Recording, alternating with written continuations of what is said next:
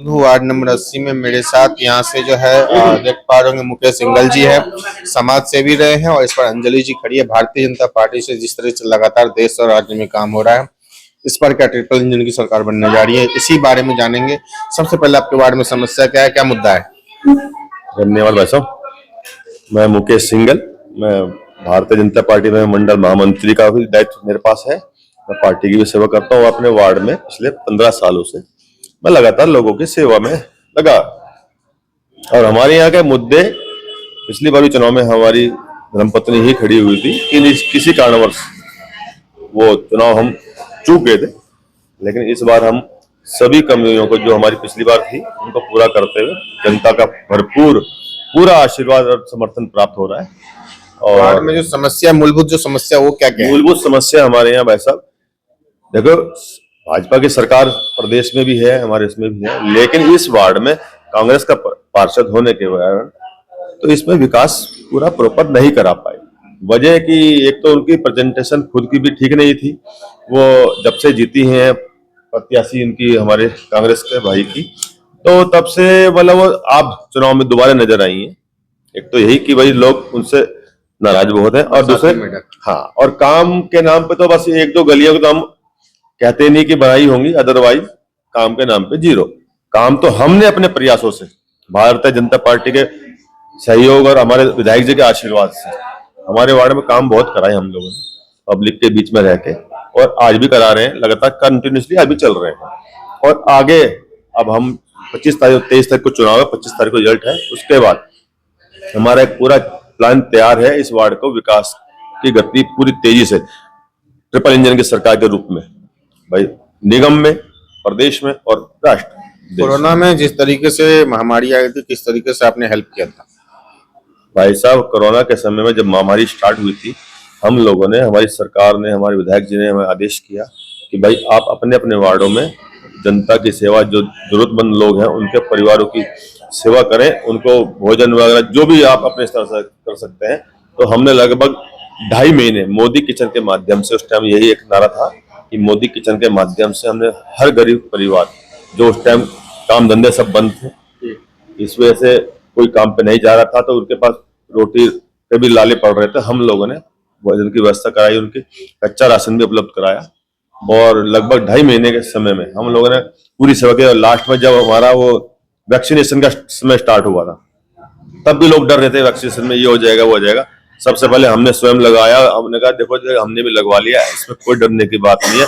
बीमारी से बचाव के लिए हमें वैक्सीनेशन हमारे लिए बहुत जरूरी है। तो लोगों ने समझा इस चीज को और लोगों ने वैक्सीनेशन लगाए थे। और लगातार हम लोगों ने मतलब पब्लिक के बीच में ही काम कर रहे हैं पिछले 15 सालों से, और पब्लिक का भरपूर प्यार, आशीर्वाद, समर्थन हमें मिलता रहता है लगातार। वार्डों में जो विकास होना चाहिए, युवा जैसे नशे की तरफ जा रहे हैं, या वार्डों में मेडिकल कैंप लगना चाहिए, एजुकेशन कैंप लगना चाहिए। पुराने पार्षद क्या मेडिकल कैंप या एजुकेशन कैंप लगाते थे? नशे के जो युवा यहाँ पे डूब रहे हैं उनके लिए कुछ काम उन लोगों ने किए?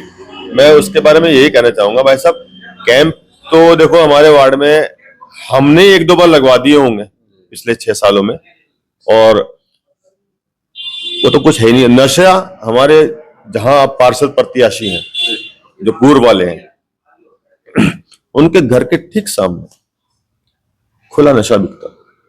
अब मेरे तो आज तक ये समझ में नहीं आया ऐसा क्या वजह है कि जिसकी वजह से कि वो आज तक उस पर, चलो रोकथाम तो किसी के पर्सनल एक आदमी नहीं होती, लेकिन शिकायत तो प्रॉपर कर दें, एक एप्लीकेशन थाने में डाल दें।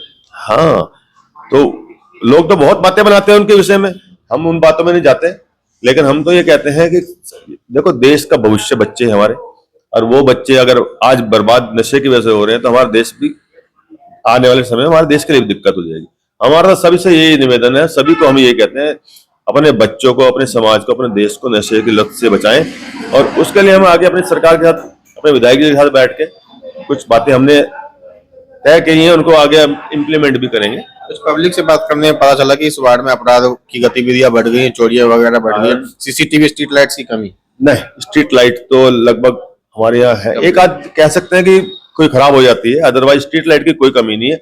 सीसीटीवी भी हमारे लगभग है, कई जगह पे है, उनके हम अब आगे प्रयास में हमने विधायक जी के बता रखा, नोटिस में है, वो भी लग जाएंगे। लेकिन अपराध का कारण मूल बढ़ने का वो ये है नशा।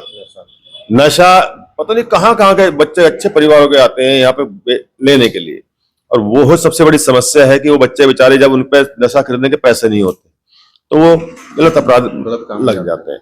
कभी किसी का सामान उठा लिया, किसी का कुछ कर लिया, कुछ ऐसे, तो वो उन्हें बेचारे को यही नहीं पता। हम तो देखिए पीने वाले की वो है कि अब उसे होश ही नहीं, तो दिमाग काम नहीं कर रहा, तो वो बेचारा क्या कर रहा है उसे कुछ नहीं पता। हम उन्हें बेचारा ही कहेंगे, मतलब गलत तो काम कर रहे हैं लेकिन हम फिर भी उन्हें बेचारा कहेंगे कि भाई उन्हें इतना उस चीज में डाल दिया गया, उन्हें पता नहीं अच्छा बुरा मेरे देश के लिए, मेरे लिए क्या है। ये गौ माता जैसे कभी कभार बेसहारा हो जाती है, घूमती, या कोई लोग दूध निकाल के छोड़ देते हैं, सांड वगैरह बड़ा कुत्ते, उनके लिए भी क्या पिछले कार्यकाल में कुछ काम किया गया? मैंने भाई साहब अपने इस 15-16 साल के कार्यकाल में, कैरियर में, मैंने इतने इन्हें बेसहारा, इनके जीव जंतुओं को, इनके इन लोगों की मदद अपने स्तर से मैं रेगुलर अभी भी करता रहता हूँ। कहीं सारे गौ माता को गौशाला पहुंचा चुके हैं बहुत, और यहाँ अपने वार्ड की नहीं कहता मैं, मुझे जहां भी मिलती है। मैं एक दिन राजपुर रोड पे जा रहा था, 1.5 साल पुरानी बात है, वहां पे 2 छोटे गाय के बच्चे, मतलब वो बेचारे बहुत चोट लग रखी थी। मैंने वहीं से फोन किया तो वो आए बेचारे, मतलब नेक्स्ट डे आए, उस दिन नहीं आए, तब भी बाई चांस में वही था। मैंने वो ढूंढा, उसे गलियों गुलियों में मिल गए, वो चले गए। मतलब अपनी तरफ से हमेशा कोशिश है, कोई भी बेसहारा जानवर हो, गाय तो है ही हमारी पूजनीय। लोगों से भी ये कहना चाहता हूँ, जो डेयरी वाले हैं जो भी हैं, दूध तो निकाल लेते हैं, एक तो उन्हें खुला छोड़ देते हैं, गंदगी खाती है दिन भर, है ना, पन्नी। मुझे बड़े पीड़ा होती है इस चीज की कि मतलब वो बेचारी हमारा तो जीवन बचा रही है, उनके लिए जीवन हम बर्बाद कर रहे हैं।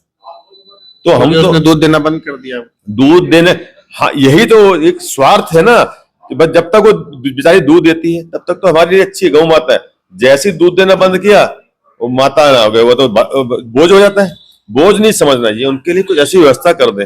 सरकार से भी निवेदन करते हैं, कुछ ऐसी व्यवस्था सरकार की तरफ से भी होनी चाहिए। सरकार ने 1-2 जगह बना रखी है हमारी, ऐसा भी नहीं है कि नहीं है, लेकिन थोड़ी सी अभी भी कम है, थोड़ा सा और इसमें बढ़ावा होना चाहिए कि भाई इनकी भी जीवन की रक्षा हो। हम तो अपने स्ट्रीट डॉगों के लिए लगातार इस पर काम कर रहे हैं। नसबंदी तो लगभग ऑलमोस्ट हो चुकी है हमारे यहाँ। रात को बेचारे ठंडे पड़े, उनके लिए बोरी कट्टे, खाना पीना, जो हमसे हो सकता है वो भी करते रहते हैं, और हमारे साथी भी इस काम में लगे रहते हैं। ऐसा नहीं कि मैं अकेला ही करता हूँ, सभी लोगों का सहयोग मिलता है। केंद्र सरकार की बहुत सारी योजना चलती है, महालक्ष्मी किट चलती है राज्य सरकार की, इसके अलावा आवास, राशन कार्ड, आयुष्मान कार्ड, बुढ़ापा पेंशन, विकलांग पेंशन, विधवा पेंशन, ये सारी आप लोगों को दिलवा रहे हैं लगातार।